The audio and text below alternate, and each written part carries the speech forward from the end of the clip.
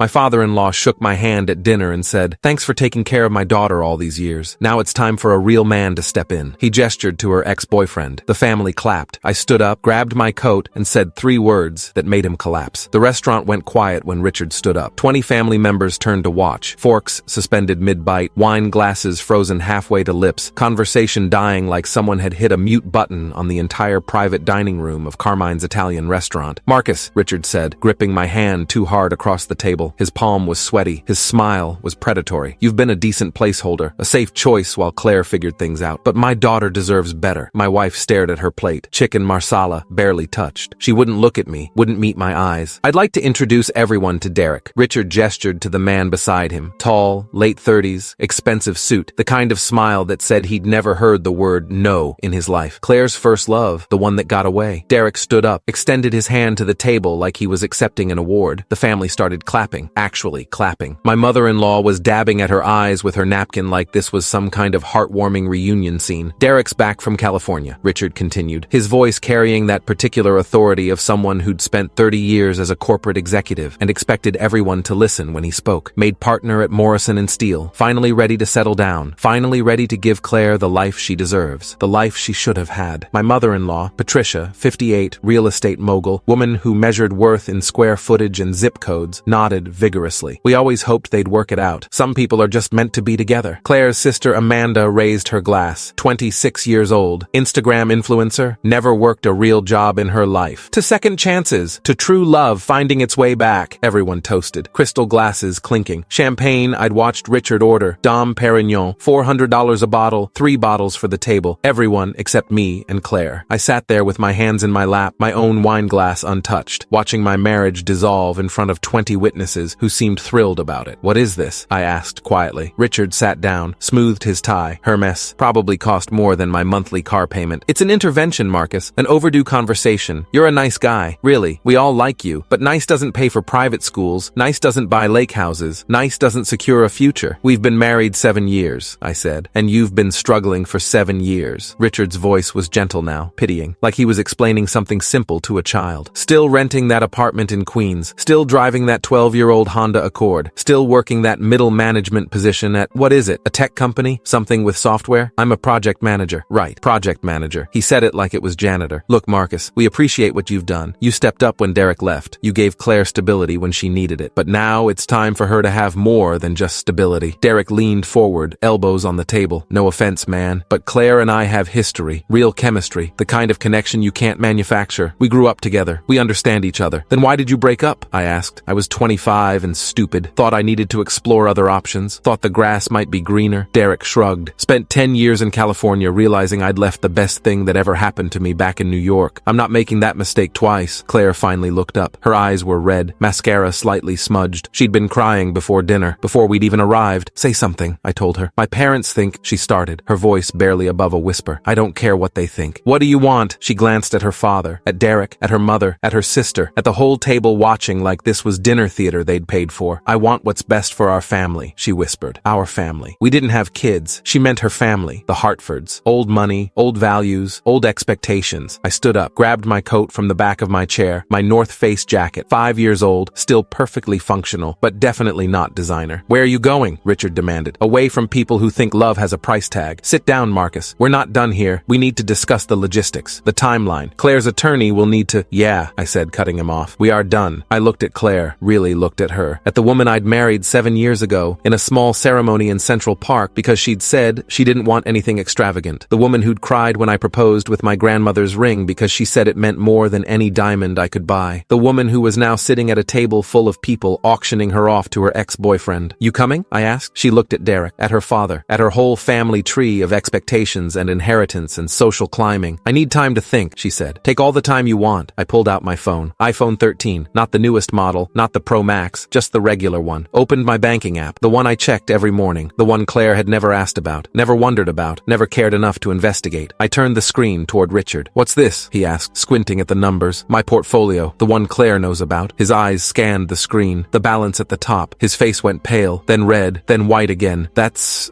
over $2 million. The table went completely silent. You could hear the kitchen staff clanking dishes 2 rooms away. 2.4 million actually, I said. As of market close today, cryptocurrency cryptocurrency, early investments. I bought Bitcoin in 2011 when it was $8, Ethereum in 2016 at $12, sold some at the peaks, held the rest, diversified into index funds and real estate investment trusts. Derek's smirk vanished, actually disappeared from his face like someone had erased it with Photoshop. The Honda Accord, I continued, paid cash, bought it off the lot for $28,000 in 2014. Could have bought a Tesla, a BMW, a Mercedes, didn't need to prove anything. It gets me from point A to point B. That's all a car needs to do. I scrolled down on my phone, showed them the real estate holdings, the rental properties, the commercial investment. The rental apartment in Queens, month-to-month lease because I've been shopping for the right property to buy. Found one last week, actually. 4 bedrooms, 3.5 baths. Lake George view, closing on December 1st, paid cash, no mortgage. Richard's face had gone from white to gray. Patricia was gripping her napkin so hard her knuckles were white. Amanda had her phone out, probably trying to verify what I was saying on Zillow or something. The middle management job? I smiled. It wasn't a nice smile. I'm director of engineering operations at Cloudscale Technologies. I manage 43 people across 3 continents. My base salary is $280,000 a year, plus stock options currently valued at around $400,000, plus annual bonus that averaged $97,000 over the past 3 years. Claire's mother actually gasped, put her hand over her mouth like she was watching a horror movie. I kept it quiet because Claire asked me to. I looked at my wife. Remember? 2 years into our marriage, you said your family was judgmental, said they'd treat me differently if they knew about money, said they'd want things from us, said it was better if they just thought we were normal middle-class people struggling like everyone else. I paused. Let that sink in. Guess you were right about that. You've been lying to us? Richard sputtered. For 7 years? Pretending to be poor? No, you never asked. You assumed I wore normal clothes, drove a normal car, lived in a normal apartment. You filled in the rest with your own prejudices. I pulled a manila folder from my coat pocket, set it on the table between the champagne glasses and the bread basket. What's that? Claire asked. Her voice was shaking now. Divorce papers, filed this morning at 9:47 a.m. with the New York County Supreme Court. Case number D, 2024-78943. Her face went white, whiter than her father's. I knew about tonight. Your sister warned me last week. Amanda went pale, dropped her phone. It clattered on the table. Amanda called me. I continued. Tuesday night, November 12th at 10:23 p.m. Told me the family was planning this dinner. Said I should prepare myself. Said she felt guilty but wanted to give me a heads up. I nodded at Amanda. Thanks for that, by the way. You knew? Claire whispered. You knew what was happening and you came anyway? Your family's been planning this for over a month. There's a group chat. Claire's Future, it's called. 17 members. Everyone at this table except me. I pulled out my phone again. Showed screenshots. Messages from Patricia. Derek's finally ready. This is Claire's chance. From Richard. We need to handle Marcus carefully. He seems attached. From Amanda. Should we tell him before the dinner or just ambush him? From Claire's cousin Jennifer. Ambush is cleaner. Rip the band-aid off. Screenshots are in the folder, I said, along with the divorce filing, the financial disclosures, and a few other interesting documents. I looked at Derek. He was frozen, like a statue. She knew too, by the way. Claire, she's been texting with Derek for 6 weeks, planning this, planning her exit strategy. That's not true, Claire started. I pulled out another page. Phone records from our family plan. Verizon Wireless. Account holder, Marcus Chen. 217 calls between Claire Hartford Chen and Derek Morrison. 1,743 text messages. I'm a director of engineering operations, I said. I know how to check records. I have administrator access to our phone plan. Have had it for 7 years. Derek stood up, chair scraping. This is just a misunderstanding, is it? I looked at him. Because Claire's been telling you she settled for me, that she wishes she could go back and choose differently, that she's been waiting for you to come back. That's all in the texts. Want me to read them aloud? I had the screenshots, printed them out, brought them in the folder, but I didn't need to show them. Claire's face told the whole story. The guilt, the shame, the realization that she'd been caught. How dare you spy on your own wife? Richard shouted, standing up now. His face was purple. How dare you violate her privacy like this? How dare you auction off your daughter like livestock? I said calmly. How dare you treat marriage like a business transaction? How dare you call me a placeholder to my face while eating at a restaurant I'm about to pay for? Richard grabbed his chest, his left arm, started breathing hard, short, rapid breaths. Dad? Claire reached for him. Dad, what's wrong? Someone call 911, Patricia said, her voice going shrill. Richard, sit down. Someone get him water. I picked up my folder, started walking toward the door. Wait, Claire called. Marcus, please. This isn't what it looks like. We can talk about this. We can work this out. I stopped at the door of the private dining room, turned back. It's exactly what it looks like, I said. You wanted a real man, someone with real money, someone who could give you the life your parents think you deserve, someone like Derek who made partner and drives a Range Rover and belongs to the right country club. I looked at the whole table, at Richard gasping, his face gray, Patricia calling for an ambulance, at Derek frozen like he'd just realized he'd stepped in something he couldn't scrape off, at Claire crying, mascara running down her face, at Amanda looking guilty, at 20 family members who'd just clapped for my replacement. Turn Turns out you had that all along, I said. You just didn't know it because you never bothered to ask, because you were too busy being ashamed of my Honda Accord and my North Face jacket and my normal apartment to actually talk to me about our finances, about our future, about anything real. I looked at Derek. He's all yours now. Hope partner salary at Morrison & Steel is enough. I looked it up. About $350,000 a year. Not bad. Almost what I make. But you'll have law school debt eating into that. Student loans, partnership buy-in. You'll be comfortable, upper middle class, maybe afford a nice house in Westchester if you're careful. We can fix this, Claire said, standing now, crying openly. I made a mistake. I'll tell them no. I'll tell Derek to leave. We can go to counseling. The papers are filed. My lawyer will contact you Monday. Jennifer Wu at Morrison Hayes. That's a different Morrison than your boyfriend, by the way. She's been my attorney for 6 years. Partner. 23 years experience in matrimony law. She's very good. You can't just leave me. I'm not leaving you. I opened the door. Behind me I could hear Richard gasping. Someone on the phone with 911. Claire sobbing. Derek saying something about calling his lawyer. The whole table erupting in chaos. I'm leaving all of you. I walked out of Carmine's into the cold November night. Got in my Honda Accord, the one Richard had mocked, the one that had 127,000 miles on it, and ran perfectly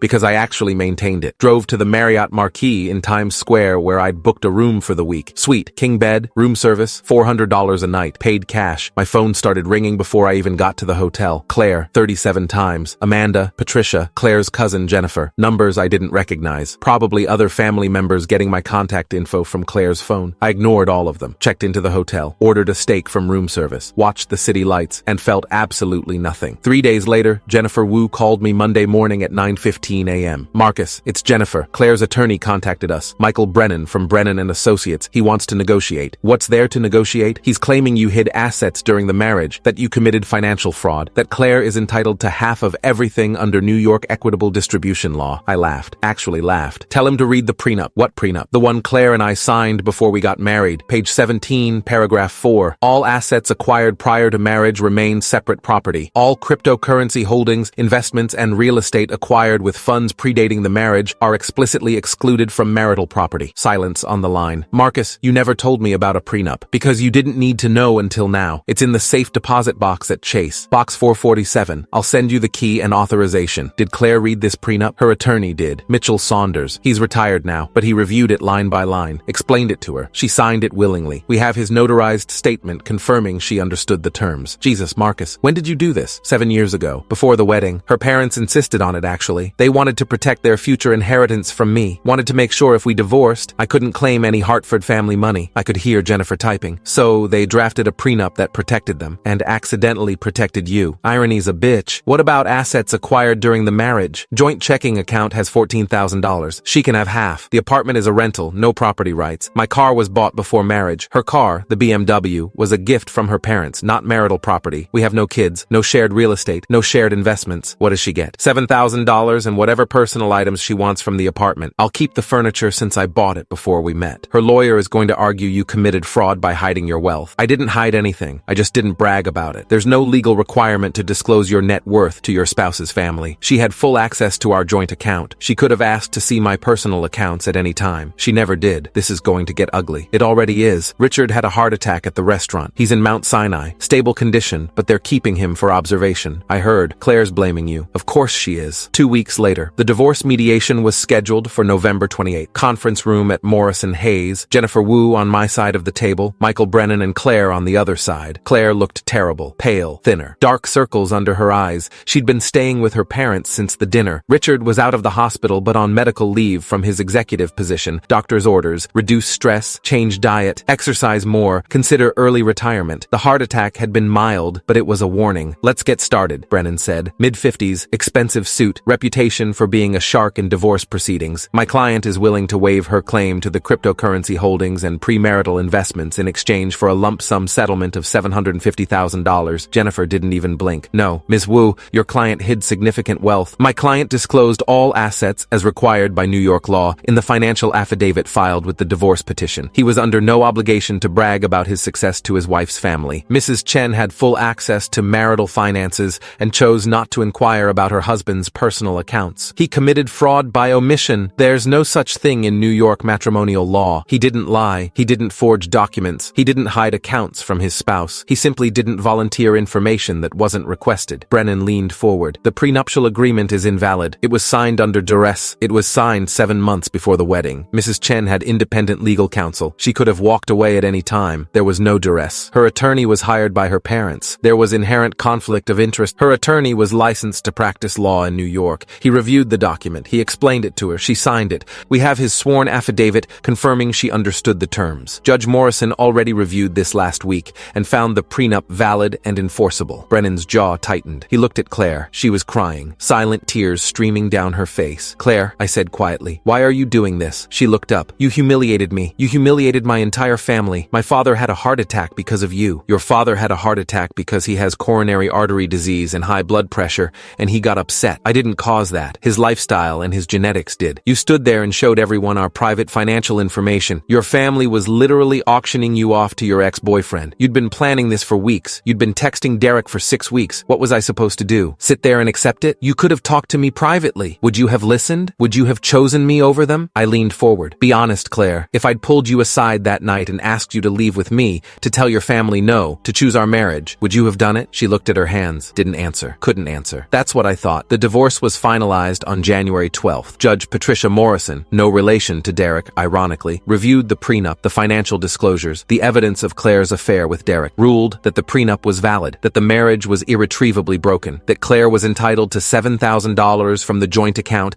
and her personal possessions. Nothing else. No alimony. No split of my investments. No claim to my cryptocurrency holdings or real estate. Claire's lawyer filed an appeal. It was denied. Claire moved in with Derek 2 months later. They got engaged in March. I heard about it through Amanda, who'd reached out to apologize and stayed in touch. "They're not happy," Amanda told me over coffee in May. "Derek's student loans are crushing them. His partnership buy-in was $200,000. They're living in a one-bedroom in Hoboken. Claire's working now, first job in 7 years. Paralegal, makes $45,000 a year. Good for her. Everyone should work. She realizes she fucked up. She won't say it out loud, but I can tell. She thought Derek was the golden ticket. Turns out partner at a law firm isn't the same as being a millionaire. Being a millionaire isn't the same as being happy either. Are you happy?" I thought about it. About the house I'd bought on Lake George. About the quiet mornings drinking coffee on the deck. About the life I'd built without having to pretend to be less successful than I was. About not having to hide who I was to make other people comfortable. "Yeah," I said. "I think I am." 1 year later, I ran into Richard Hartford at a charity gala in Manhattan. Cancer research benefit. I donated $50,000. He was there with Patricia,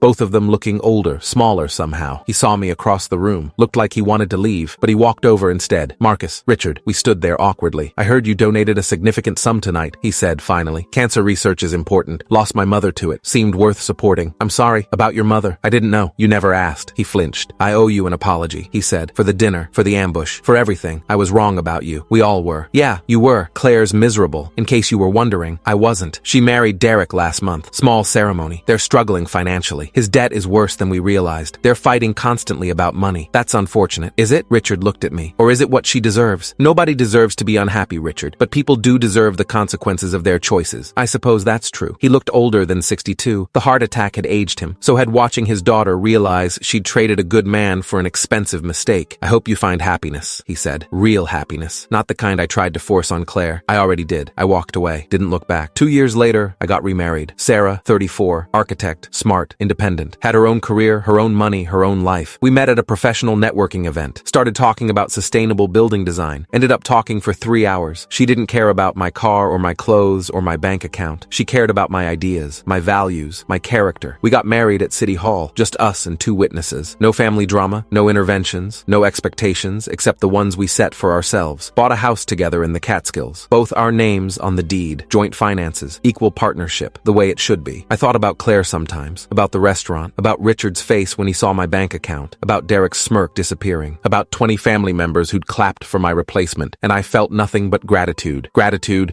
that they'd shown me who they really were. Gratitude that I'd had the evidence to protect myself. Gratitude that I'd walked away instead of fighting for someone who'd already chosen to leave. Some people think revenge is about destruction, about making the other person suffer. But the best revenge is building a life so good that you forget why you wanted revenge in the first place.